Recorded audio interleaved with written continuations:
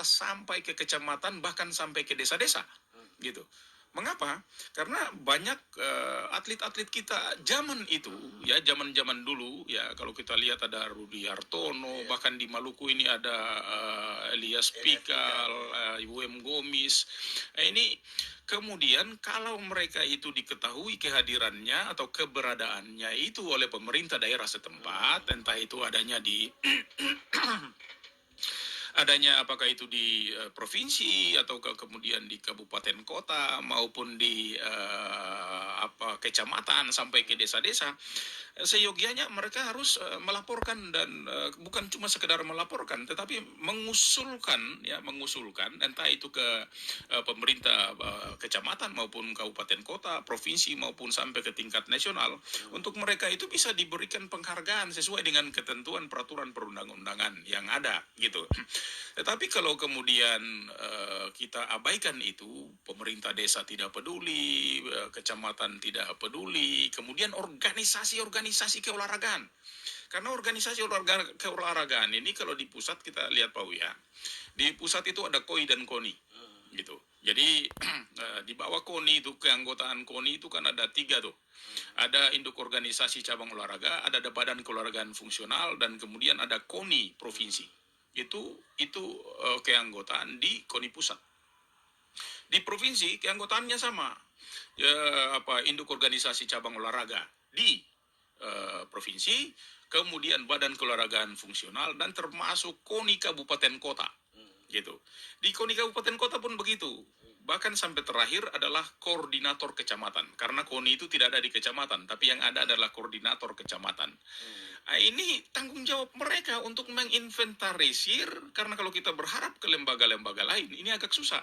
Tetapi kalau misalnya kita organisasi-organisasi keolahragaan yang otomatis merupakan kepanjangan tangan dari pemerintah, ini kalau mereka bergerak, kemudian sekarang lagi sudah ada dispora sampai ke kabupaten kota, ini kalau mereka bergerak, maka saya yakin tidak ada lagi atlet-atlet atau pelatih-pelatih, pembina-pembina yang terabaikan atau terlupakan, karena rata-rata mereka di desa-desa itu bisa mengusulkan untuk mendapat penghargaan sesuai dengan tingkatannya. Katakanlah kalau tingkat kecamatan, mereka bisa diberikan penghargaan di tingkat kecamatan. Tapi kalau prestasinya adalah tingkat nasional dan tingkat internasional, mereka bisa diberikan penghargaan sesuai dengan tingkatannya. Kalau prestasinya nasional, maka mereka juga wajib diberikan penghargaan secara nasional. Artinya bahwa pemerintah RI dalam hal ini kalau di nasional, katakanlah ya ada instansi-instansi terkait, lebih khusus adalah Kemenpora.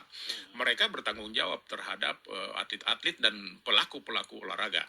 Jadi kalau meskipun mereka ada di desa, tapi prestasinya adalah prestasi mendunia, prestasi nasional, dan itu sudah disebutkan.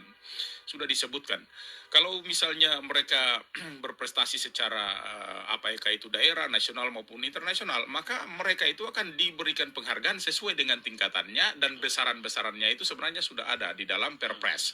Dan Perpres itu ada di Perpres 44 tahun 2014. Mungkin ini terkait dengan ini, saya pengen sedikit menjelaskan juga Pak Bauya ya, untuk penghargaan olahraga yang dapat diberikan kepada pelaku olahraga atau organisasi olahraga atau lembaga pemerintah atau lembaga swasta, dan kemudian juga termasuk perorangan yang berprestasi dan atau berjasa dalam memajukan olahraga, katakanlah itu dalam bentuk apa? Yang pertama itu ada tanda kehormatan. Kemudian yang kedua itu ada kemudahan. Kemudahan itu otomatis banyak sekali. Dia mau jadi PNS, dia mau berusaha, dia mau apapun itu ada. Kemudian yang ketiga itu ada beasiswa. Ya otomatis kalau dia mau bekerja, dia mau kuliah lagi, dia mau segala macam kursus-kursus dan segala macam itu disediakan. Kemudian juga ada kemudahan dalam hal pekerjaan. Mereka bisa jadi PNS, bisa menjadi TNI, bisa menjadi polisi, dan termasuk di BUMN, BUMD. Itu mereka semua bisa bekerja di sana. Kemudian kenaikan pangkat luar biasa.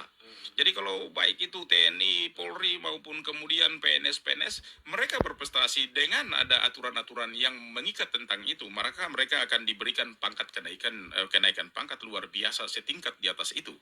Ya. Kemudian juga ada yang terkait dengan asuransi. Ya, asuransi toleransi.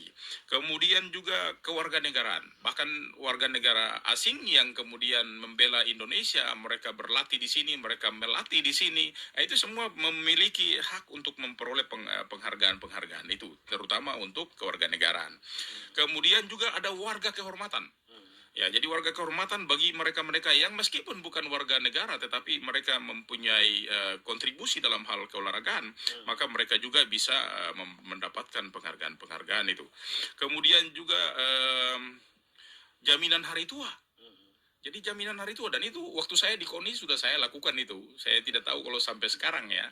Tapi zaman saya rasanya zaman saya Sekum KONI 2004, 2008, 2008, 2012 itu rasanya saya sudah menghabiskan seluruh atlet-atlet yang terdahulu yang sudah terlupakan untuk diberikan penghargaan, diberikan tunjangan, diberikan rumah, diusulkan ke pemerintah pusat untuk mendapatkan rumah.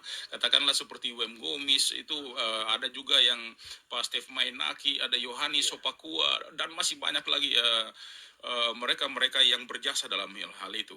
Kemudian juga terkait dengan kesejahteraan itu mereka diberikan bantuan rumah dan kemudian jaminan-jaminan yang lain. Ya, ini kemudian juga termasuk penghargaan dalam bentuk yang lain.